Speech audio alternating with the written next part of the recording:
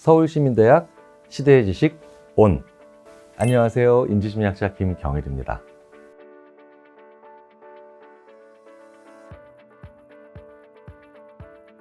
오늘은 정말 바쁘게 지내는 현대인의 일상에 대해서 한번 이야기해 보겠습니다.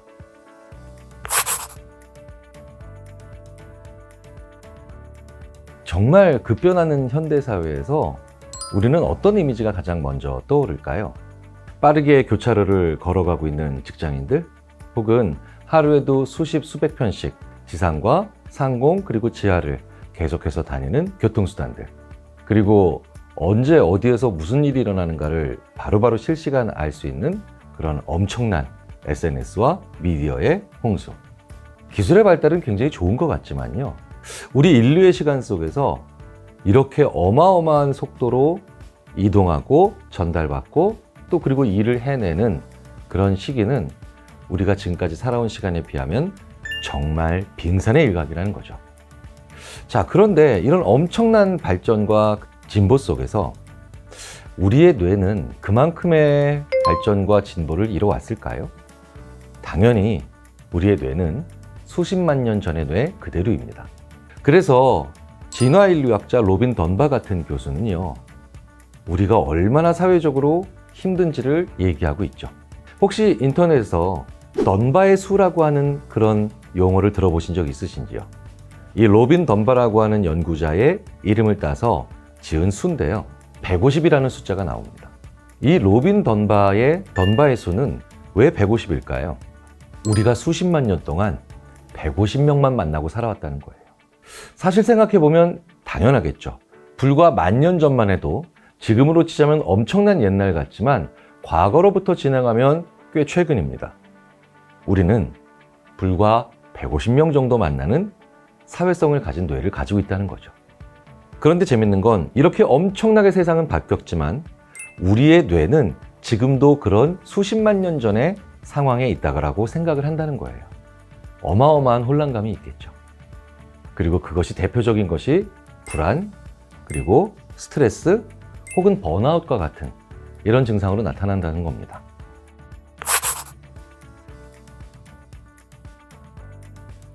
언제 우리는 불안할까요? 예측할 수 없을 때예요. 한 70에서 80명 정도 사는 마을에서 때 되면 채집하고 조금 더 배고프면 수렵하는 그런 사회에서는요, 웬만한 대부분의 것들을 예측할 수 있지 않았을까요? 하지만 우리는 지금 당장 무슨 일이 일어날지 모릅니다. 상상할 수 없는 그런 변수들이 생기기도 하고요. 갑자기 증시가 폭락하기도 하고, 갑자기 국제유가가 폭등하기도 하면서 우리는 1년 후의 예상하는 것이 너무나 어려워졌습니다. 미래를 예상하기 어려운 것을 두 글자로 줄이면 그게 불안입니다. 그래서 어찌 보면 난 조금도 불안하지 않아 라고 하는 분들은요, 그분이 가장 큰 문제일 거예요. 내가 세상에 대해서 눈 감고 귀 닫고 있다는 뜻일 테니까요. 그래서 불안한 걸 너무 이상하다 생각하실 필요는 없습니다. 게다가 이 불안이라고 하는 것은요, 늘 앞날을 예측하고 나는 어떤 변화를 만들어내야 되는가를 중점적으로 생각하는 이 지구상에서 가장 독특한 종인 인간의 특징이기도 하죠. 그래서 불안은 결코 나쁜 것은 아닙니다. 내일이 시험입니다. 불안해야 정상이겠죠.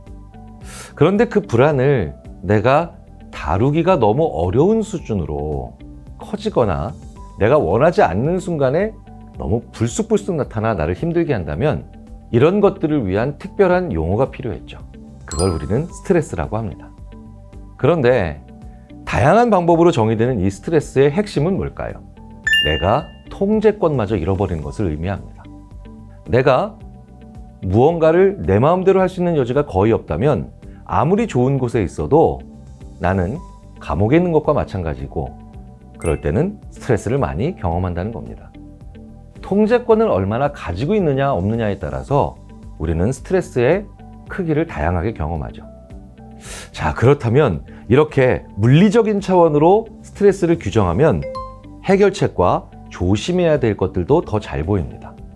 많은 스트레스 혹은 큰 스트레스를 경험할 때 제일 사람들이 많이 하는 착각은 뭘까요?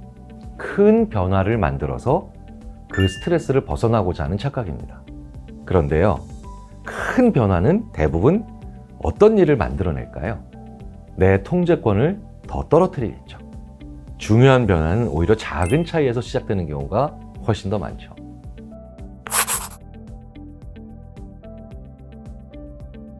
스트레스를 많이 받으신다고요?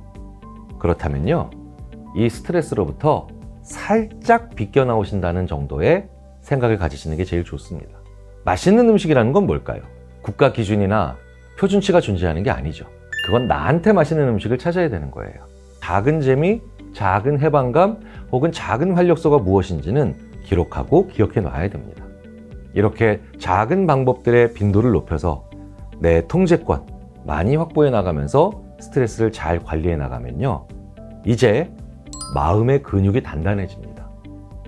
그러면 오히려 스트레스를 전혀 경험해보지 않은, 어찌 보면 순탄한 삶은 살아온 그런 사람들보다 더 강인한 마음의 구조를 가지게 되죠.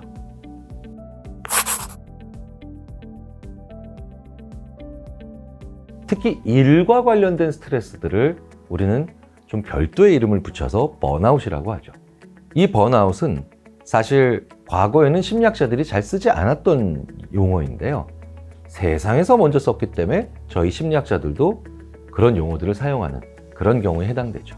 그런데 이 번아웃은 정말 성냥개비 하나도 들 수 없을 정도로 심리적으로는 무기력해져 있는데 육체적으로는 그렇게까지 소진되지 않은 경우도 상당히 많습니다. 정신적 에너지가 거의 바닥난 아주 독특한 상태죠. 근데 왜 물리적인 에너지가 있는데도 정신적 에너지가 없을까요? 자동차의 연료는 충분히 있는데 왜 가지를 못할까요? 센서가 고장난 거예요. 일반적으로 번아웃의 가장 중요한 원인들은 극심한 직무 스트레스, 아니면 조직 구성원 간의 갈등, 이런 것들은 언제나 늘 상존하고 있는데 왜 우리는 이런 것들에 유난히 더 많이 걱정하고 필요 이상으로 힘들어하는 거예요. 이건 우리가 어렸을 때 경험해본 아주 재밌는 현상 하나와 관련이 있습니다. 얼굴에 뾰루지 나는 경우 있으시죠? 다른 사람들은 그게 있는지도 모르고 어제와 똑같은 나라고 생각을 하는데 내 얼굴에 문득 발견된 그 뾰루지 하나에 내가 집중하는 순간 이제 거울에서 그것만 보입니다. 그리고 난 이것 때문에 세상에서 제일 못생긴 사람이 될 것 같기도 하고요. 또 이것 때문에 계속 만지면서 이것 하나에 온 정신이 팔리게 되죠. 그런데 친구들이 갑자기 야, 나가서 축구하자 라고 했을 때 그럴까? 라고 해서 축구를 열심히 하는 순간 그 시간만큼은 뾰루지가 있는지 없는지 전혀 의식하지 못하는 경우가 있죠. 사실 인간이 겪는 많은 문제들은요, 오로지 그것에만 초점을 맞추기 때문에 그것이 필요 이상의 문제가 되고 객관적인 사이즈를 훨씬 넘어서는 어마어마한 크기가 돼서 감당을 못하는 경우도 되게 많습니다.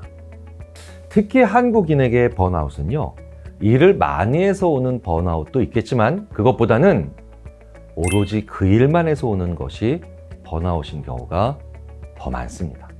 오로지 일만 한다는 거죠. 아닌데 나는 집에 들어가서 가족들이랑도 놀아주는데 좋습니다. 그러면 내가 가는 곳은 직장과 가정이죠. 굉장히 많은 분들이 이걸 워라밸이라고 착각하세요. 워라밸은요, 이 두 가지만 가지고 되지 않습니다.